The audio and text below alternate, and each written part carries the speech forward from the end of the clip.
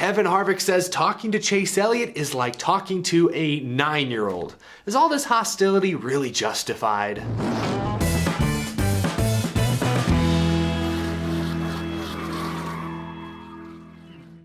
How's it going, y'all? My name is Eric. Welcome to Out of the Groove. I hope your week is off to a fantastic start. Just got back in town. If you missed it, I already posted 2 videos from Las Vegas Motor Speedway. From my perspective on the ground, up close behind the scenes. So if you missed those videos, go check them out. One from the Xfinity race and one from the Cup race on Sunday. But now that we're back in the Out of the Groove studio, we've got to talk about some news and react to some of the big headlines from this past weekend. To start, this morning, Kurt Busch announced a pretty cool deal. At the Charlotte Roval race next month, every Cup Series car in the field will run a pink windshield net in honor of Breast Cancer Awareness Month. Here's a photo Kurt Busch took today displaying the pink window net on his #1 Monster Energy Chevrolet. We can discuss the look in a moment, but apparently the story is that Kurt was inspired by a letter that a kid named Mason wrote to him detailing his mother's struggle or her battle with breast cancer. And so Kurt Busch lobbied NASCAR and is calling this whole initiative Window of Hope. I think it's a pretty cool gesture. We've seen NASCAR teams in the past run pink paint schemes in October or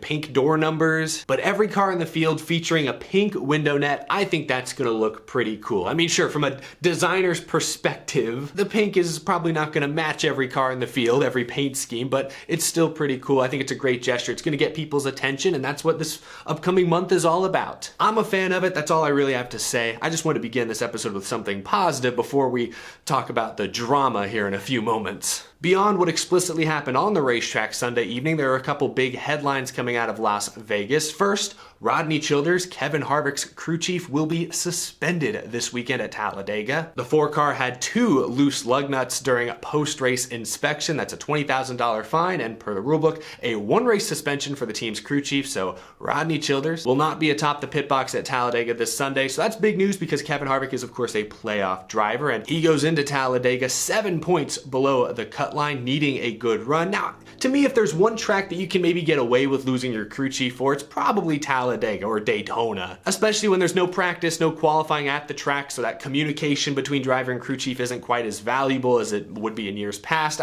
I think SHR and Kevin Harvick will be okay this weekend. Greg Zipadelli, who is no slouch, mind you, will be atop the pit box replacing Rodney Childers this weekend. I think Harvick will be fine. It's Talladega after all, but it's still noteworthy news because they are in the playoffs, and you hate to see crew chief, a key part of the team, missing races late in the season like that. So Kevin Harvick, -7, facing maybe a slightly steeper hill this weekend at Talladega without his normal crew chief. Now, speaking of Kevin Harvick, I want to discuss what Kevin Harvick said this weekend, speaking to the media before the race at Las Vegas. Let's go back more than a week ago now to the Bristol night race. In the closing laps, Kevin Harvick and Chase Elliott were battling for the lead when Kevin Harvick got up into Chase Elliott's left side, cut Chase Elliott's tire down. Elliott ends up finishing 25th. Harvick holds on to the lead, but Kyle Larson, Chase Elliott's teammate, closes in. Chase Elliott, now multiple laps down, came back out onto the track, took a little swipe at Harvick, and then raced Kevin Harvick a little hard there in the closing laps. Didn't run into him or anything, at least not after that initial side swipe, but took his line away, slowed Harvick down just a little bit, and gave Kyle Larson, Chase Elliott's teammate, a chance to strike. Larson was able to take the lead away in the final few laps and win his 6th race of the season. The 2 drivers, Harvick and Elliott I'm talking about, got in each other's face post-race. Harvick said he wanted to rip someone's head off. Chase Elliott said, oh, Harvick always runs into people like that. So both drivers very frustrated with one another, despite both drivers advancing to the second round of the playoffs. Neither got the win, neither got the trophy or the 5 points that go along with it. Kyle Larson walked away with those. So Harvick and Elliott, the chatter did not stop. You know, what happens in Vegas stays in Vegas. In this case, what happened in Bristol came to Vegas because before Sunday's race, Kevin Harvick had a few very interesting quotes to drop on the media. Here's some clips. I didn't have a great video of them, but Bob Pockrass actually got a good video. So here's a clip of Kevin Harvick comparing talking to Chase Elliott to what it's like talking to his 9-year-old son. It was like I was talking to you. Like it's, I mean, 100% like the exact same scenario. They get hung up on one thing, and you can't speak to them about the broader picture of how the whole thing works. Like it was like speaking to a 9-year-old. Clearly, whatever conversation the two had on pit road at Bristol or in the hauler afterwards did not satisfy Kevin Harvick. Now, I'll pick sides here in a moment, but I want to say I think that assessment by Kevin Harvick is probably pretty accurate. Now, I haven't talked to Chase Elliott much. I've asked him like 2 questions ever, but watching tons of Chase Elliott interviews on TV, on radio, I can believe that talking to Chase Elliott might be like talking to a brick wall. You don't really feel like he's absorbing whatever information you're sending his way. So Kevin Harvick frustrated. We'll talk in a moment about if that frustration is justified or not, but I will say, I think that soundbite, maybe some accuracy there. Either way, the disrespect is off the charts. Chase Elliott, speaking to the media shortly thereafter, had nothing to say, even when told about Kevin Harvick's 9-year-old comments. In fact, I care less about this confrontation than I ever have any other one in the past. So I don't know if that's just time, being around more. You just are focused on the right things a little more. He says it right there. Chase Elliott does not seem to care about this argument, this confrontation one bit. Look, I love when there's drama, there's beef between drivers, when there's a war of words back and forth, whether it's in person, whether it's on TV, whether it's on social media. I love that stuff. Gives me something interesting to talk about. And I know I've been critical of many young drivers in the past for being a bit too bland or emotionless on TV. But if I view these two drivers from a purely competitive standpoint, I'd feel a lot better if I'm a Chase Elliott fan right now than if I'm a Kevin Harvick fan, because it doesn't sound like Kevin Harvick has moved on very far since Bristol now a week and a half ago. Meanwhile, Chase Elliott, maybe those are just words, but I think there's truth to them. It sounds like Chase Elliott has moved on. His focus is forward on Talladega, on the Roval next weekend. And so while I think it would be better for the sport if Chase Elliott took some of the bait Kevin Harvick threw out there, and responded more directly to those 9-year-old comments and other things, I must commend Chase Elliott's maturity in this situation. He's not taking the bait.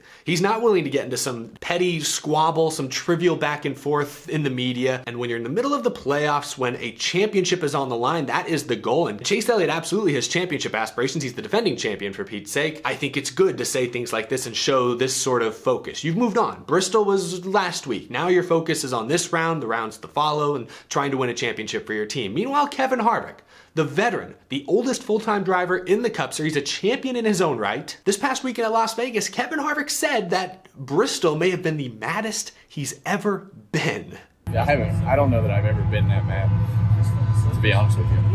That was probably the maddest I've ever been. Think about that for a second. The maddest he's ever been? Kevin Harvick's been doing this a long time. If you've been watching NASCAR for any number of years, you've undoubtedly seen Kevin Harvick, the highlights or the lowlights in some cases, getting in drivers' faces, running into people on track. The Happy Harvick nickname was always kind of ironic because he often didn't seem very happy with people.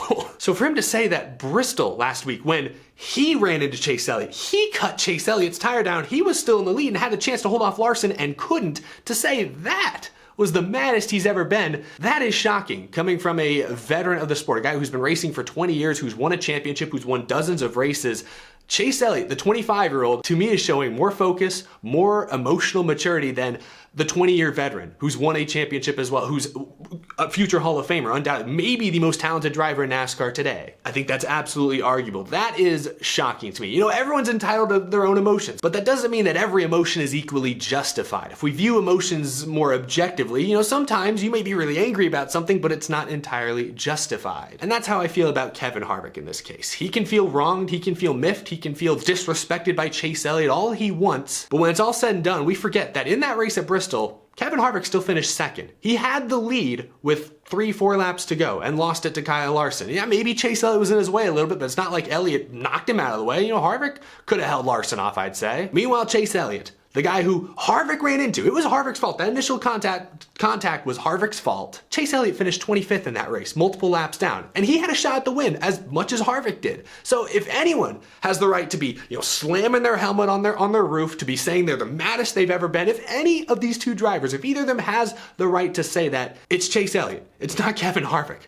But yet Kevin Harvick, the 20-year veteran, is the one who's seemingly not letting this go, at least not entirely. Now, the two raced next to each other a little bit at Las Vegas, and nothing really happened. We did see Harvick drive into Matt DiBenedetto's left rear, which, Chase Elliott accused him of doing, so, that did happen this weekend. But we didn't see any sort of drama on track. Now, I think come the Roval, Martinsville, of course, in the round of 8, depending on who's still eligible for the championship, we could see something happen. Absolutely. I don't think we're done with these two just yet. But I was very surprised to hear some of Kevin Harvick's comments at Las Vegas. You know, the 9-year-old comparison, I think that was fair. I think that was just kind of funny. That was amusing.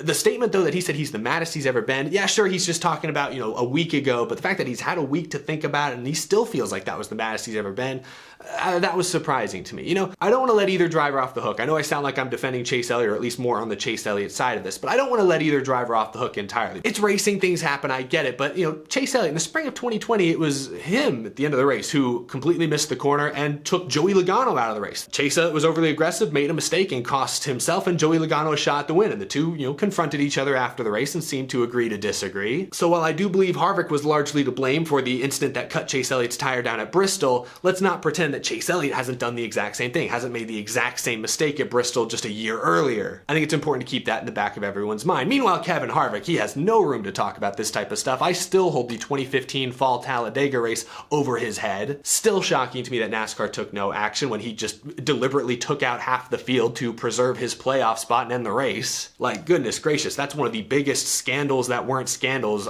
I've seen in any sport ever, and I watch a lot of sports. So Kevin Harvick has no room to stand, and Chase Elliott, you know, I understand he was wronged perhaps in this moment at Bristol getting his tire cut down, but keep in mind he's made mistakes in the past. It's all racing. People make aggressive mistakes going for the win late in races, and you can excuse some of those mistakes to a certain extent. You can still be angry about those mistakes to a certain extent as well, but to let this carry over more than a week now, and for Kevin Harvick to be the guy who seems primarily riled up at this point, just doesn't seem justifiable to me at this point. But it's fun to talk about. It's fun to pick sides. Leave a comment down below. Are you still on Chase Elliott's side? Are you still on Kevin Harvick's side? Has your opinion swapped at all in the past few days? Leave a comment down below.